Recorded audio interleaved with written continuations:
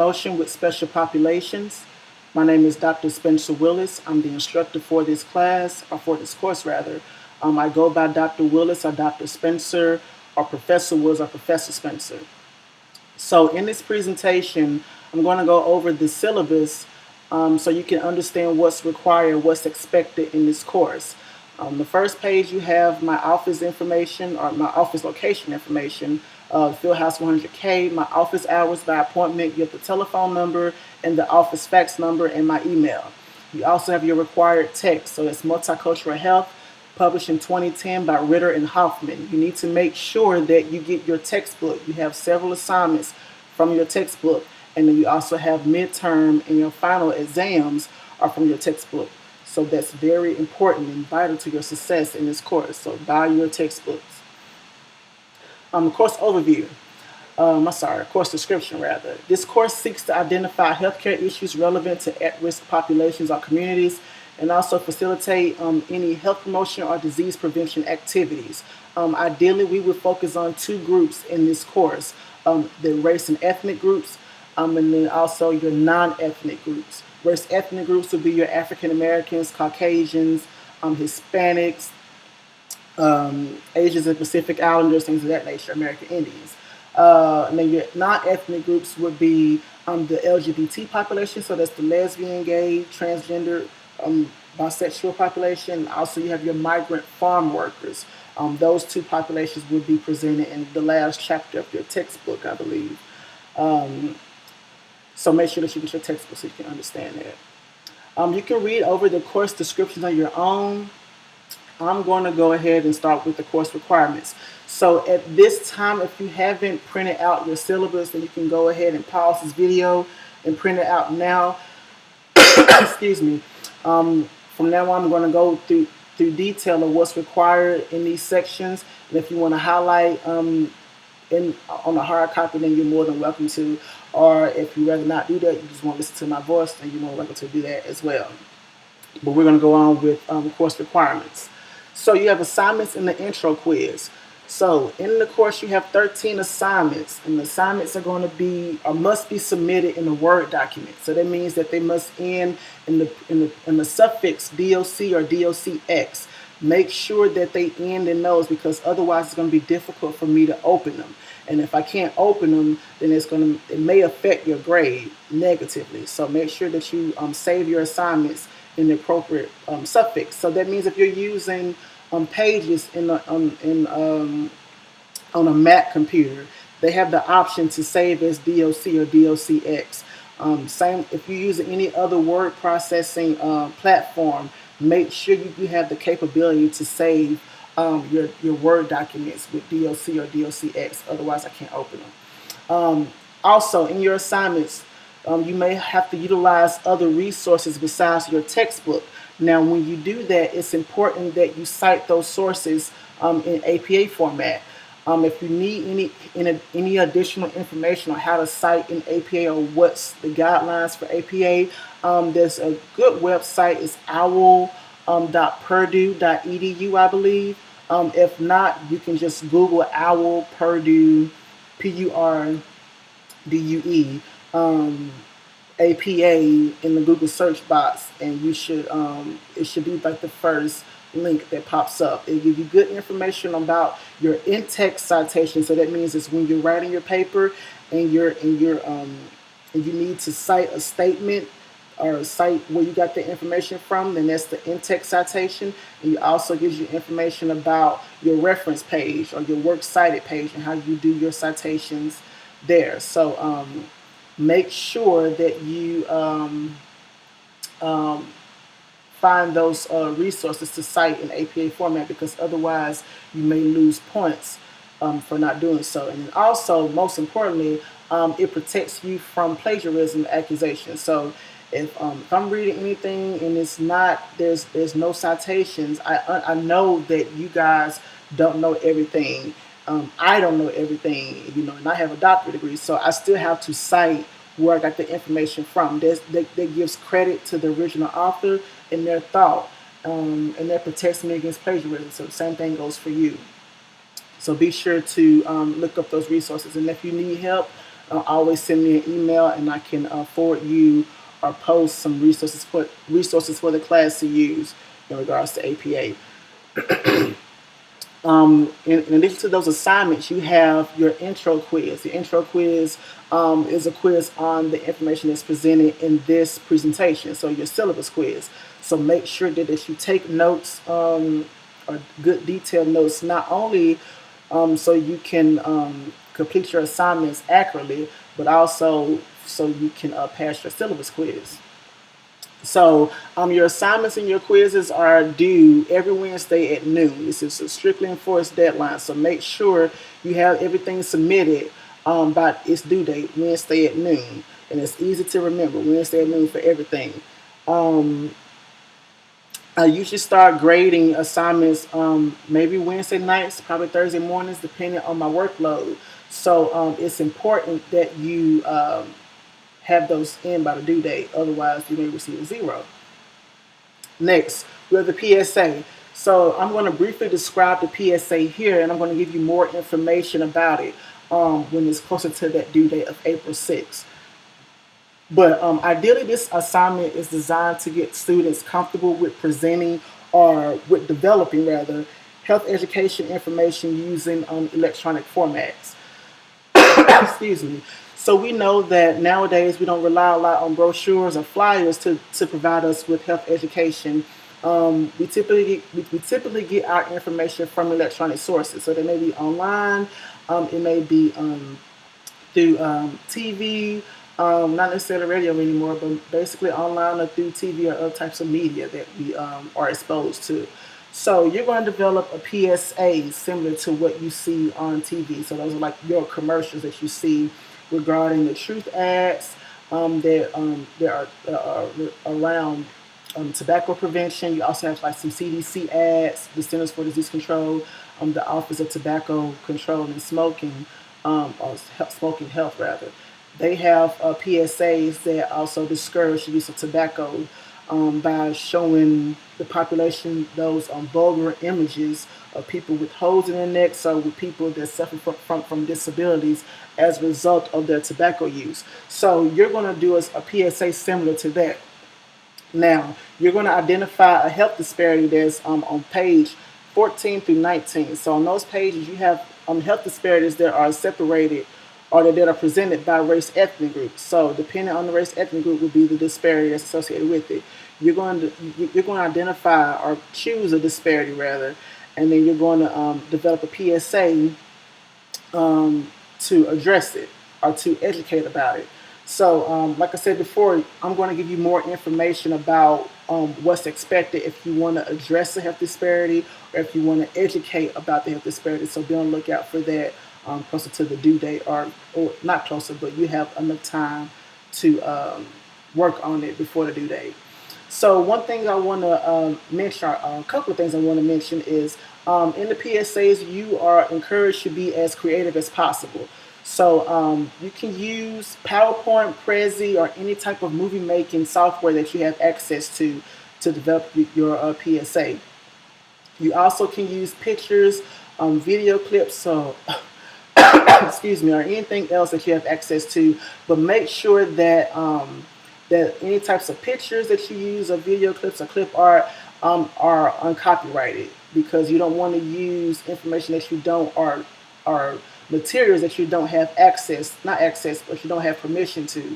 That can be really a big issue if you publish anything that's not yours online. Make sure that you use language that's appropriate for that population. So if you're focusing on youth and adolescents, then you want to make sure that your PSA is going to be appropriate for youth and adolescents, or for the parents of youth and adolescents, depending on your population. You also want to use materials that are culturally and visually engaging.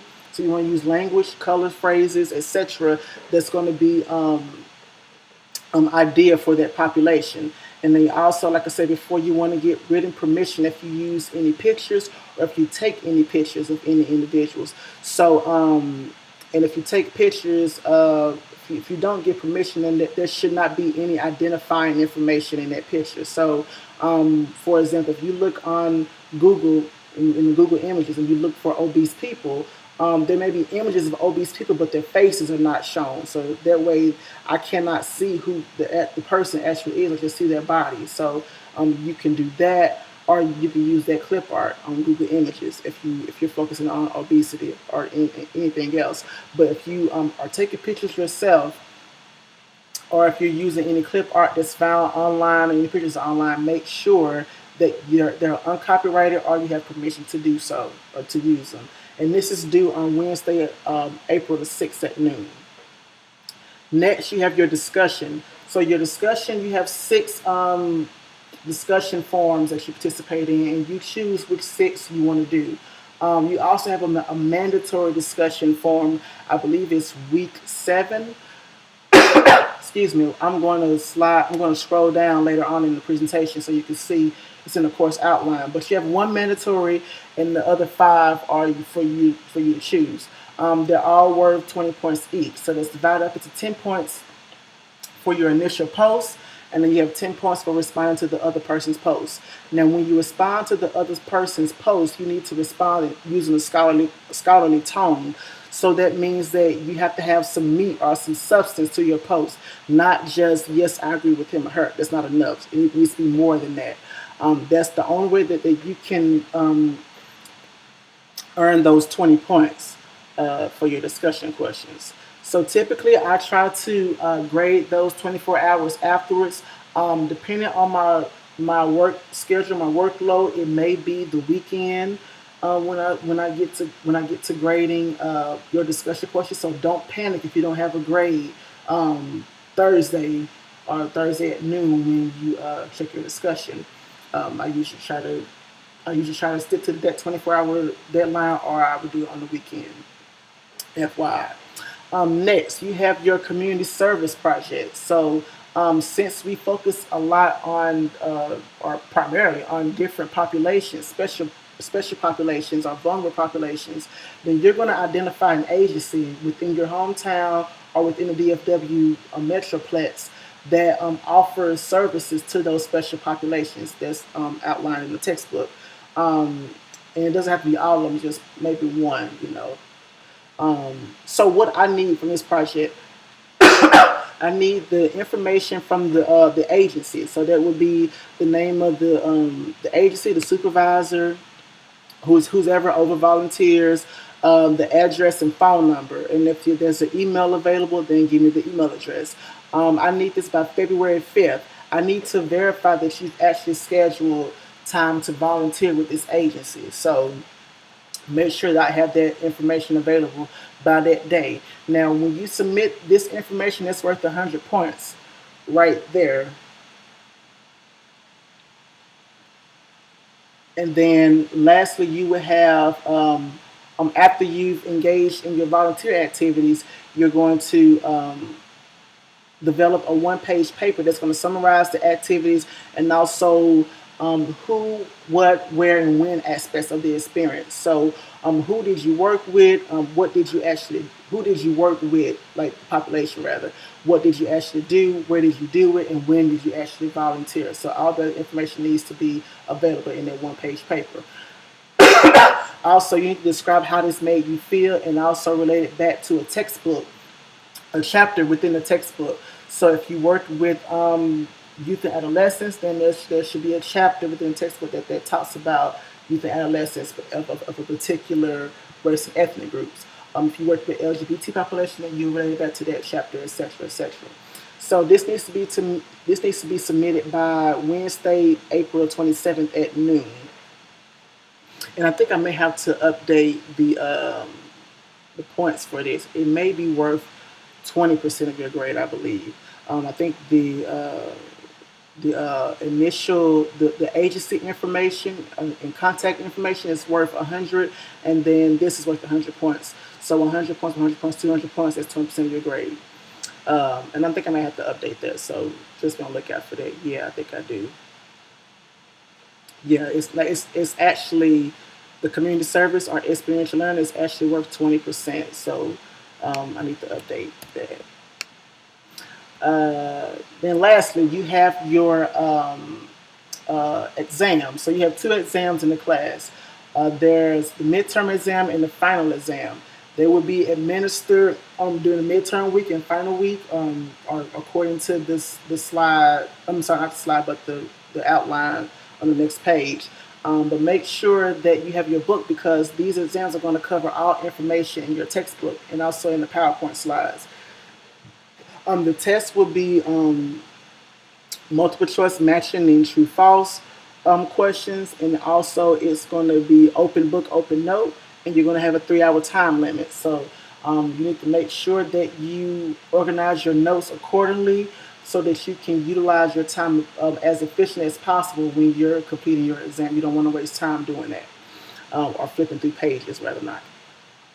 So also, so students will not be able to make up any reports, presentations, or assignments when they're past the due date unless you have a valid medical excuse, and then all late assignments would receive a grade of 0. So make sure that you submit your assignments on time by the due date. And if you have anything that's occurring in your life that may prevent you from submitting your assignments on time, that you need to let me know as soon as possible about it, because it's easier for me to grant more time in the beginning than for you to make it up, because I'm going to be more strict about makeup assignments if it's not like a medical excuse or anything that's truly prevented you from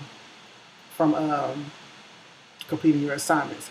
So that's going to require that you guys stay on top of the information that's presented here in the class, so that you can make sure that stuff is on time. If you run into any speed bumps in a semester, then you still have time to let me know what's going on with whatever going on in your life, and then you can make up assignments or get extensions on due dates if need be. So overview of the grading. Where you have 13 assignments, 20 points each, plus your intro quiz, 20 points. That's 280 points, at 28% of your grade. You have your community service or experiential learning is 200 points, 20% of your grade. Excuse me. You have your discussion questions or discussion forums. You choose 5 really, because you have one that's mandatory. They're worth 20%, 20 points, which is worth 12% of your grade, or 120 points. You have your PSA, 100 points. You have the midterm and final, which is 150 points each, 300 points total. That's 15 or 30% of your grade for both of them, which is total up to 1,000 points. And then you have the grade scale with the points in the letter as presented here. And then on the last page, we have the course outline. I have the due dates here, so make sure that you're familiar with the due dates. You see that chapter 1 through 3 are due on February 3rd, along with your intro quiz. That gives you time to get your textbook or identify a textbook partner that you want to work with. If you can't get your textbooks or can't afford them, you have time to do so. So by February 3rd, you need to have your those assignments in chapters 1 through 3. So that's the first 3 weeks, ideally. You also have your mandatory discussions. So I mentioned before, which is chapter 7, and that will be due that Wednesday at noon. And then you have your PSA and your volunteer report that's due, and your final will be due by Wednesday at noon, May 13th. If you have any other questions or any questions about the syllabus or anything else that's presented here, I'm going to give you some more information about the PSA, and I think that's it. But if you have any other questions, then you can feel free to email me whatever you need to ask. Otherwise, I will see you guys in chapter 1, and I will begin grading February 3rd. So make sure you have your textbook and all your course materials by that date, or before that date, so you can do your assignments. All right, see you later.